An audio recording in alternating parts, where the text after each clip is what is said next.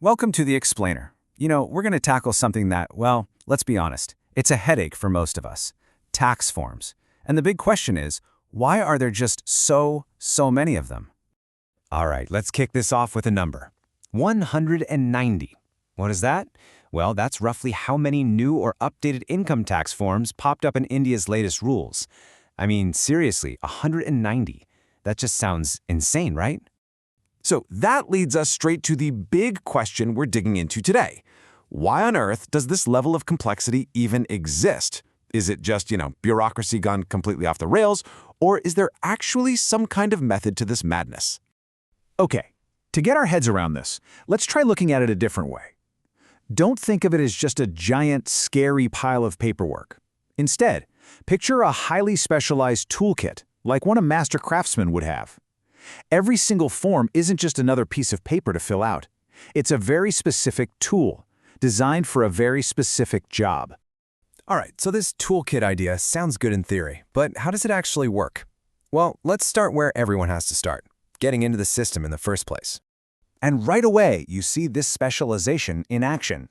There's no one-size-fits-all form here. Nope, the system immediately grabs two different tools. Form 49A is for Indian citizens, and Form 49AA is for foreigners. It's all about making sure they're collecting the right info from the right people right from the get-go. Okay, that's just getting your ID. Now let's jump into the really complex stuff, the world of business. This is where that toolkit really has to expand, because every single company has its own story, its own unique situation. I mean, just think about it for a second. Our economy is incredibly diverse, right? You've got companies out there prospecting for minerals, you've got labs doing cutting-edge scientific research, and then you have others focused on social goals like affordable housing or skill development. The tax system has to deal with all of that. It needs a special tool for each one, whether it's to give a tax break to encourage something good or just to make sure the books are kept straight. And that is why you get this wild variety of forms. Let's take scientific research as a perfect example. A government decides, hey, we want more innovation, so they offer a tax break. But how do you manage that? You can't just have people saying, I did science, give me money. You need a formal process. And bam, that's what Form 3CG is. It's the specific tool a company uses to officially apply, which creates a clear paper trail for everyone. But of course, business today isn't just local, right? It's global. It crosses borders all the time, so the tax toolkit has to go global too. Let's see how it handles that massive level of complexity. And this is where things get really tricky. International finance is a whole other level of complicated. For example, Form 67 is there so you don't get taxed twice on the same money you earned abroad. That's a huge deal.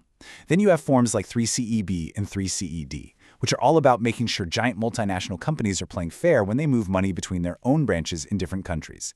Each one of these is a precision tool, trying to bring some order and fairness to this massive, complex flow of money across the globe.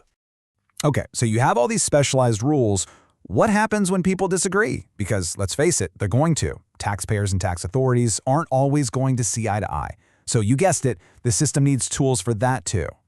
And what we find is this really structured, step-by-step path for handling those disputes.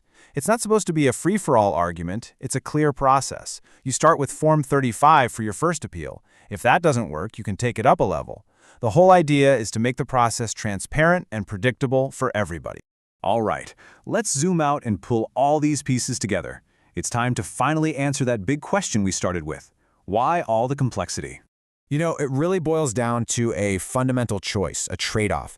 We could have a super simple system, right? Maybe just a handful of forms, but it would be like trying to perform surgery with a sledgehammer. It would be a blunt instrument treating a tiny startup the same as a massive global corporation, or a regular salaried person the same as a gig economy artist. The alternative, this precise, specialized toolkit, tries to be fairer by actually recognizing that all those situations are different. So here's the big takeaway. The fact that there are 190 of these forms, maybe that isn't a bug. Maybe it's a feature. Every single one of them is an attempt to make the system more precise, more equitable. It's about tailoring the rules to match the incredible diversity of our economy. You could say it's complexity in the name of fairness. And that leaves us with one final thought to chew on. Think about it. Our world is getting more complicated every single day, more global, more digital. In a world like that, is the dream of a truly simple one-page tax form even possible anymore? Or is it inevitable that our systems have to become just as complex as the world they're trying to manage?